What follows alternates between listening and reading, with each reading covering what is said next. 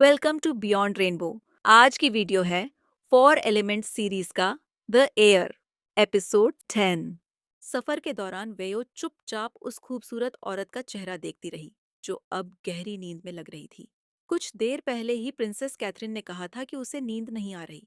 जब वेयो ने उसे समझाया कि उन्हें चियांग राय से हुआ हीन तक करीब 17 घंटे का ट्रैवल करना होगा, लेकिन नींद न आने की बात कहने के 1 घंटे के अंदर ही कैथरीन चैन की नींद सो रही थी।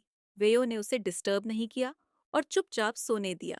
कुछ देर उसे यूं ही देखने के बाद वेयो ने धीरे से कहा कि वे पहुंच चुके हैं। कैथरीन ने उसकी आवाज सुनते ही आंखें खोली।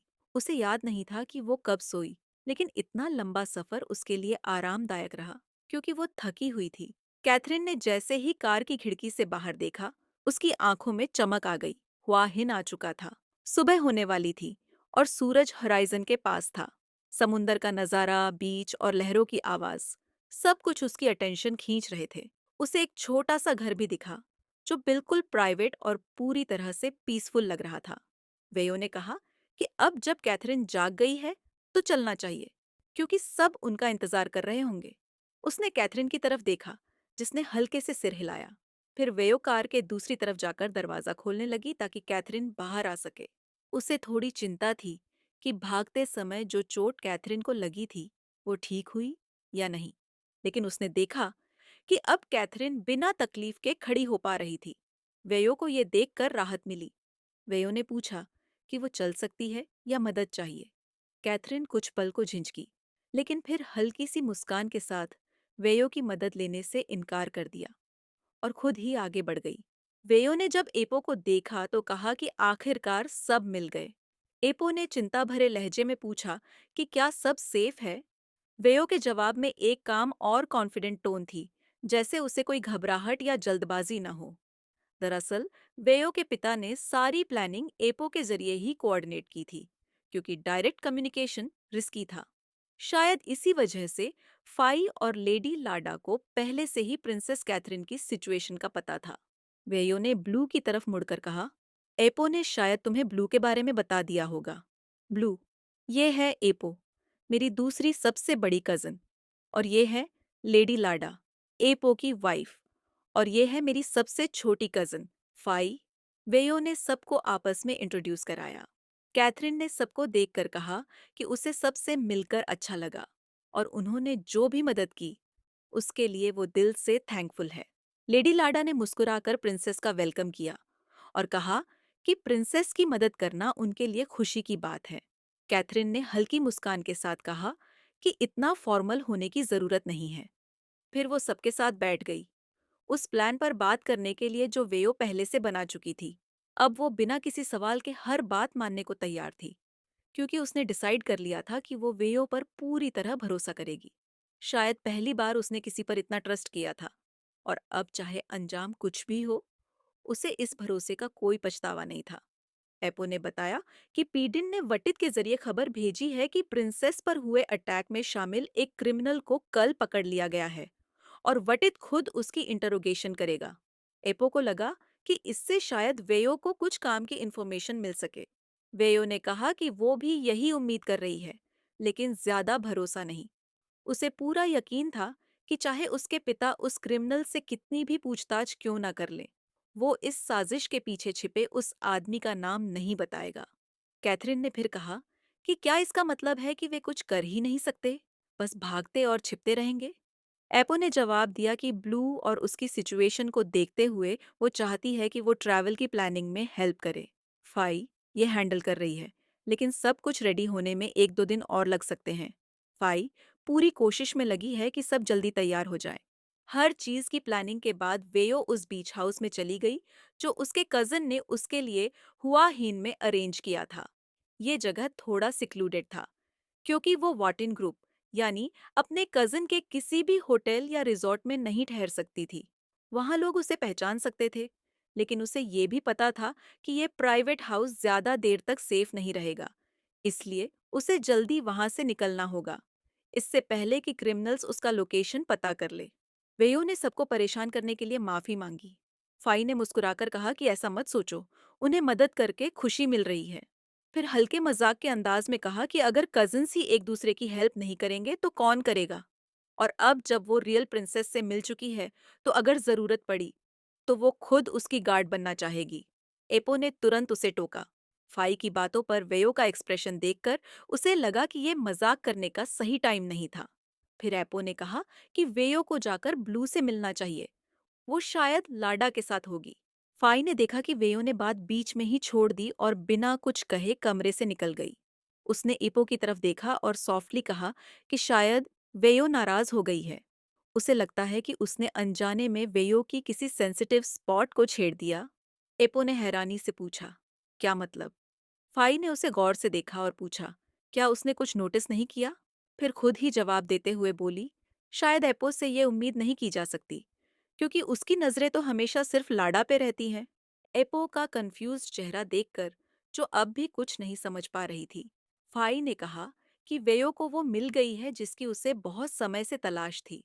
लेकिन फाई के लिए ये कहना मुश्किल था कि एक आम लड़की और एक प्रिंसेस के बीच का प्यार फॉरबिडन कहलाएगा या नहीं, या फिर उनके बीच का सोशल क्लास उनके रास्ते में एक दीवार बन जाएगा।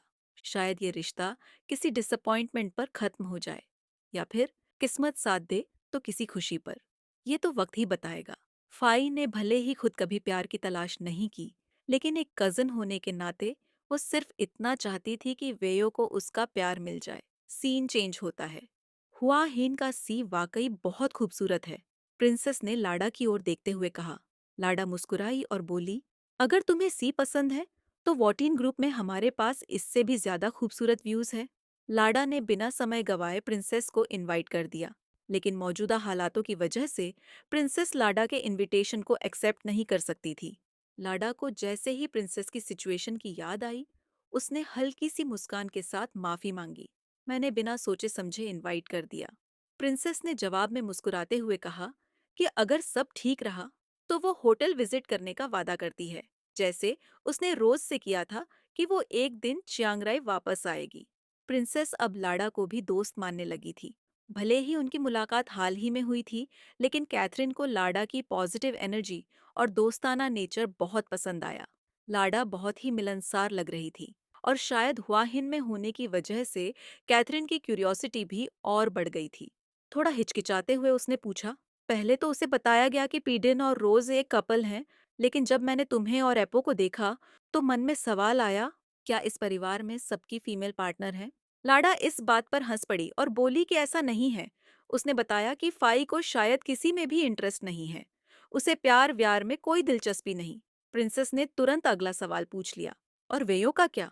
लाडा ने जवाब दिया कि वेयो को तो हमेशा से लड़कियां ही पसंद हैं। प्रिंसेस थोड़ी देर रुकी और फिर कंफर्म किया, मतलब वेयो को लड़कियों में ही इंटरेस्ट है? लाडा ने हंसते हुए कहा, हाँ बिल्कुल। लेकिन फिर उसने थोड़ा चौंक कर पूछा, पर तुम ये सब क्यों पूछ रही हो? कैथरीन ने हल्के से कहा, बस यूं ही पूछ रही थी। लेकिन उसका चेहरा कुछ और ही कह रहा था। वो इस सवाल का जवाब जानने में सच में इंटरेस्टेड लग रही थी, और लाडा का जवाब सुनकर उसके चेहरे पर हल्की सी खुशी भी झलक रही थी। सीन चेंज होता है। वेयो ने घबराकर ब्लू को आवाज लगाई कि वो कहाँ है। अभी कुछ देर पहले ही उसने अपनी कजिन्स और लाडा को विदा कहा था, लेकिन जब वो कॉटेज वापस आई तो कैथरीन कहीं नहीं दिखी। उसने घर का कोना कोना छान डाला, लेकिन प्रिंसेस कहीं नहीं मिली। चिंता उसके चेहरे पर साफ झलकने लगी। उसे लगने लगा जैसे कुछ गलत हो गया हो। वेयो की आवाज और तेज और इम्पेशेंट होती जा रही थी। उसने फिर से ब्लू को पुकारा। वो प्रिंसेस को कॉटेज के बाहर खोजने लगी, डरते हुए कि कहीं इतने थोड़े समय में कोई प्रिंसेस को नुकसान न पहुंचा दे। उसे अपना वादा याद आया। कैथरीन की सुरक्षा करना उसकी जिम्मेदारी थी। ढूंढते ढूंढते वेयो की नजर आखिर ब्लू पर पड़ी, जो बीच साइड पर थी। उसने राहत की सांस ली और जोर से पुकारा कि उसने उसे ढूंढ लिया। प्रिंसेस, जो सी की खूबसूरती में खोई हुई सनसेट देख रही थी, अचानक चौंक गई जब वेयो उसके पास दौड़ती हुई आई। कैथरीन बस थोड़ी देर के लिए अपने भारी विचारों से राहत लेने निकली थी, लेकिन वेयो की घबराहट ने उसे चौंका दिया। वेयो ने गहरी सांस लेते हुए पूछा कि उसने उसे बताया क्यों नहीं कि वो यहाँ आ रही है। उसकी आवाज में साफ चिंता झलक रही थी। उसने कहा कि जब कैथरीन अचानक गायब हो गई तो उसे लगा कि उसे कुछ हो गया है। प्रिंसेस ने थोड़ा मुस्कुराते हुए सफाई दी कि वो तो बस घर के पास टहलने निकली थी और उसे नहीं लगा कि इतनी सी दूरी से कोई समस्या होगी। वेयो ने बिना सोचे कह दिया कि जब प्रिंसेस उसकी नजरों के सामने नहीं होती तो उसे चिंता हो जाती है। फिर थोड़ा रुककर उसने बात संभाली और कहा कि असल में वो उसकी बॉडीगार्ड है और उसे प्रोटेक्ट करना उसका काम है। कैथरीन ने उसका शुक्रिया अदा किया और कहा कि उसे इतनी चिंता करने की जरूरत नहीं है, क्योंकि उसने वादा किया है कि वो अपनी सेफ्टी का ध्यान रखेगी। वेयो को तब जाकर सुकून मिला जब उसने देखा कि कैथरीन बिल्कुल सुरक्षित है। लेकिन फिर उसे एहसास हुआ कि घबराहट में वो प्रिंसेस के बहुत करीब आ गई है। उसने जल्दी से 2 कदम पीछे हटकर सही डिस्टेंस बना लिया। कैथरीन ने हल्के से पूछा कि क्या वेयो उससे नाराज है। वेयो ने थोड़ा हैरानी से पूछा कि उसे ऐसा क्यों लग रहा है। प्रिंसेस ने याद दिलाया कि उसने कल ही कहा था कि वो नहीं चाहती कि वेयो उसके आसपास रहे, और पूछा कि क्या वो बात उसे बुरी लगी थी। वेयो ने तुरंत इनकार किया और समझाया कि ऐसी कोई बात नहीं है। ऐसा लग रहा था जैसे कल की वो अधूरी बातचीत और वो प्राइवेट पल वापस आ गया हो। अब जब सब लोग जा चुके थे, तो वेयो के पास मौका था कैथरीन से उस बारे में बात करने का, जो वो पहले नहीं कर पाई थी। लेकिन अभी तक उसमें इतनी हिम्मत नहीं आई कि वो सीधे पूछ सके कि प्रिंसेस ने क्यों कहा था कि उसे वेयो की जरूरत है। ये सोचते ही उसका दिल तेज धड़कने लगा, जैसे कल की वो बात अब भी उसके अंदर कहीं गूंज रही हो। एक पल की खामोशी के बाद कैथरीन ने कहा कि पहले वेयो उसके आसपास रहती थी, लेकिन उस दिन के बाद से वो उसे अवॉइड करने लगी है। वेयो ने तुरंत सफाई दी कि वो नाराज होकर नहीं गई थी, बल्कि दूर रहने की वजह कुछ और है। कैथरीन थोड़ी उलझन में दिखी और जानना चाहा कि आखिर ऐसी क्या वजह है। तब वेयो ने थोड़ा रुककर समझाया कि कैथरीन एक प्रिंसेस है और वो एक आम इंसान। उनके बीच एक इनविजिबल लाइन है जिसे पार नहीं किया जा सकता। बात को समझाने के लिए उसने रेत में एक लाइन खींची, जो सीधी तो नहीं थी, लेकिन साफ दिख रही थी, जैसे उनके बीच की सच्चाई का प्रतीक हो, जिसे वो कभी पार नहीं कर सकती। चाहे उसने प्रिंसेस की जान ही क्यों न बचाई हो, लेकिन वो उसे कभी अपना नहीं बना सकती। कैथरीन उस रेखा को ध्यान से देखने लगी और पूछा कि क्या यही वो इनविजिबल लाइन है। वेयू ने चुपचाप सिर हिलाया और कहा कि वो इस लाइन को पार नहीं कर सकती।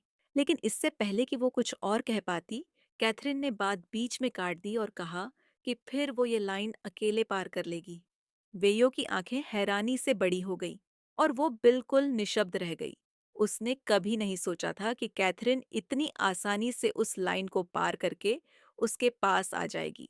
अब न उनके बीच कोई फासला था, न ही उसे दिखाने वाली कोई लाइन बची थी।